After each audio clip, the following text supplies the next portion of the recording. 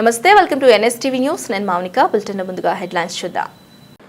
ఈరోజు నిర్మల్ పట్టణంలో పనిచేస్తున్న ముస్లిం సోదరులకు రంజాన్ మాస ఉపవాసాల సందర్భంగా జిల్లా ఎస్పీ క్యాంపు కార్యాలయంలో ఇఫ్తార్ విందు ఏర్పాటు చేశారు. ఈ సందర్భంగా ఎస్పీ మాట్లాడుతూ 30 రోజులు నమాజ్ మరియు ఉపవాస దీక్షలు పూర్తి చేసుకుంటూ మరియు తమ విధులకు ఎటువంటి ఆటంకం కలగకుండా పోలీస్ అధికారుల అందరూ సహకరించినందుకు ధన్యవాదాలు. రంజాన్ ఉపవాస దీక్షలు మార్చి 2 నుండి ప్రారంభమయ్యాయి. 1 నెల పాటు ఉపవాసం ఉండి అల్లాను ప్రార్థిస్తారు.